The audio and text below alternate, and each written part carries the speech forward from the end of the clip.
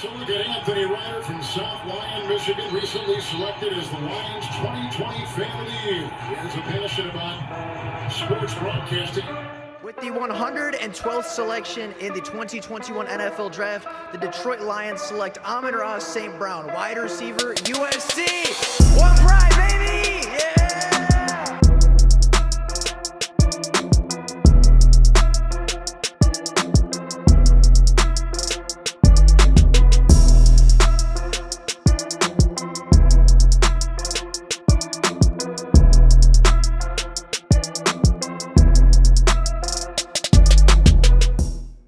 What is going on, everybody? Welcome back to another Detroit Lions video. Now, over the last couple of weeks, there's been a lot of change in draft position. And not necessarily in number of positions, right? The Bears did make a trade, but nobody else has moved spots in the draft, but more positioning for what players are going to be available. Players like Jalen Carter have started to fall down the board after red flags started appearing, while some players are starting to jump up the board. And today, I wanted to focus on Jalen Carter. I wanted to talk about the red flags that he has been showing, and for a player that was once projected to be the #1 pick in the NFL draft, is now projected to fall outside the top 10. And I wanted to take a look at the red flags. I wanted to take a look at the things that some people are kind of being very harsh about and talk about whether or not we as the Detroit Lions should be in or out for the race for Jalen Carter. So with all that being said, let's get right on into taking a look at Jalen Carter on the field, off the field, and talking about whether or not he would be the right addition for the Lions at 6. Starting off with his play on the field, Jalen Carter is an elite talent. He is an elite prospect, having over 18.5 tackles for loss at Georgia and 6 sacks while standing at 6'3", 310 pounds. He is a disruptive force. He is quick. He is twitchy. He has the hands. He is disruptive. He is impactful in the pass rush as well as the run defense. And you are not going to find a better talent in this draft class than Jordan Davis. I think that undoubtedly is true. Most Lions fans will agree that Jalen Carter is the best player in this class. And if he's not the best, he is a top 3 talent overall. Nobody is disputing the fact that Jalen Carter would start on this team, and nobody is disputing the fact that Jalen Carter would make this football team a better team on the field. But the red flags do start arising when you get to off the field issues, as Jalen Carter did have a warrant for his arrest put out when he was at the NFL Combine, and of course did have quite a few stories come out about some troubles with the law, as well as some other red flags over the last couple of days. Now, I will not speak on Jalen Carter's legal problems. I will not speak on my opinions necessarily, or whether I think he was right or wrong. What I will say is the dictation has come out of the things that he will do, and he will serve community service as well as pay a fine, but is not in any legal trouble further, and is not in jeopardy of facing any jail time or missing any significant time in the NFL unless the league feels like it was mandatory. But for the most part, I highly doubt that he will be suspended from the league based on the things that have come out recently. But the one thing I will comment on as far as a red flag off the field is Jalen Carter's pro day. Now, Jalen Carter showed up and was expected to have a really good pro day. This athletic freak of a person was supposed to show up in WoW NFL Scouts, and quite honestly, the opposite happened. Jalen Carter showed up 9 pounds overweight and showed up 9 pounds heavier than he was at the NFL Combine just 2 weeks prior. He did not look very good in his pass rushing drills, did not look very good in his positional drills, failed to do any athletic testing like the 40-yard dash, the 3-count, or the bench press, and then could not finish his positional drills as he was on a knee, gasping for air, seemingly having trouble getting breath. That is a concern. If a player is unable to complete their pro day, that is a real concern. And if a player is not fit, if a player is not staying healthy in the offseason, there are concerns there to say that guy who just had the most important interview of his life isn't ready for it, isn't prepared for it, isn't staying healthy in the offseason. But I think there's quite a few different reasons why Jalen Carter could have struggled at his pro day, other than just the fact that he's being lazy, right? I think people are very quick to jump to the assumption that, oh, he is doing all these things off the field, he's not focusing on football, he's being lazy, he's eating, he's not working out, he's getting less athletic, and all of these accusations are flying around. But nobody knows what Jalen Carter went through. Nobody knows what Jalen Carter is going through.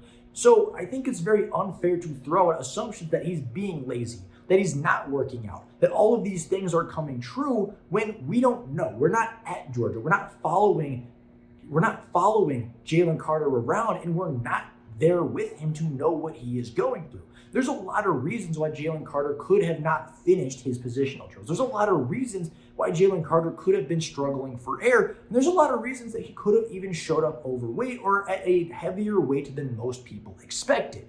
Now, some of those reasons could be stress from the current situation that he was going through, or he could just have a heavy day, right? 9 pounds seems like a lot, but for somebody who's 310 pounds looking to probably put on a little bit more muscle and weight for the NFL, it is possible that he's in the process of just trying to build more muscle, and he's in the process of bulking, which usually implies that you're gaining more mass before you can turn it into muscle. That is also something, or it could be something as simple as allergies, or he just wasn't feeling well that morning, so therefore he had a little bit of trouble performing on the field. There are dozens of reasons why Jalen Carter could have struggled at his pro day. Laziness is one of them. It is a potential possibility that he wasn't prepared, that he hasn't been preparing or staying in shape. But for a guy that's projected to be the #1 pick, for a player who players rave about his personality, and for a player that for the most part was very positively looked at Georgia, it seems unlikely that all of a sudden he would turn all that away and just go eat and make poor decisions off the field over and over and over again to tank his draft stock when he's so close to an opportunity he's worked towards for multiple years at this point, right? You don't go to a D1 program like Georgia and work to a national championship, work to a #1 pick overall level to get lazy the week after and coast through to the NFL draft to get paid. That's not how it works, and I highly doubt that's what's going through Jalen Carter's head.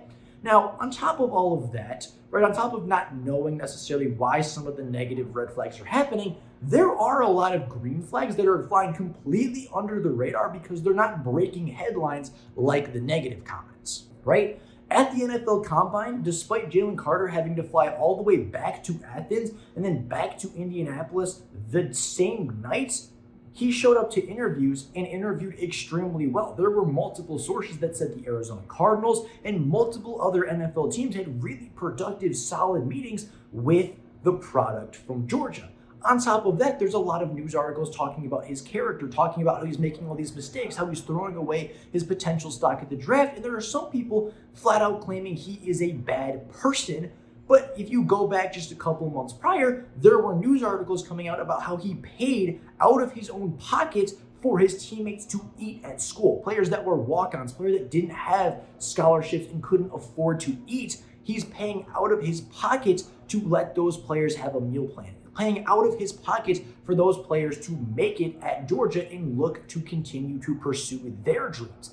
That is not something you do if you're a bad person. That is not something you do if you are an irresponsible kid. That is not something you do if you do not care about other people and if you are a malicious or bad person. And yet all of those things are getting swept under the rug, paying for his teammates' meal plans, interviewing extremely well at the NFL Combine, and taking responsibility, flying back to Georgia, flying back to Athens from Indy, and then flying from Athens to Indy in the same night to get back to his interviews is something that also isn't really being talked about. Yes, it's being talked about that he had a warrant. It's being talked about that, yes, he made mistakes, but nobody's mentioning the positive things this offseason that have going on for Jalen Carter, and it's overshadowed by all the negatives. Now, are there negatives? Are there red flags? Yes. I think that the fact that he had that whole situation go on is a red flag, but I think the personality traits and the larger term decisions like paying out of pocket for your teammate to eat speaks more to his character than a potential situation we don't know entirely. We don't know what led to him being in that car. We don't know what led to him being behind the wheel and driving. What we do know is he wasn't intoxicated. What we do know is he didn't hurt anybody. What we do know is he really wasn't involved in the accident that happened as far as reports have been released. So why are we acting like he did something like Henry Ruggs? Why are we treating this prospect like he had an incident like Joe Mixon? Why are we treating it like he did anything super wrong and that he's undraftable for doing things that, relatively speaking to other NFL players, are small? Showing up overweight to your pro day is a red flag, but again, there's several reasons that are not negative that he could have been 9 pounds heavier. Yes, being in trouble with the law is a concern, but it could also just be a bad decision or a really, really tough choice he had to make that he was put in a tough position that we do not know about. Judging somebody's character before you actually know anything is impossible to do, which is why I don't understand why so many people are against Jalen Carter without knowing or having the full story.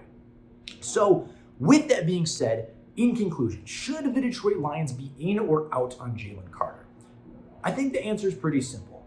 If Brad Holmes, after interviewing Jalen Carter, after being around the situation more than we are, after speaking to people, after knowing every little detail that there is to this person, if he decides to draft Jalen Carter, I will fully stand behind Jalen Carter.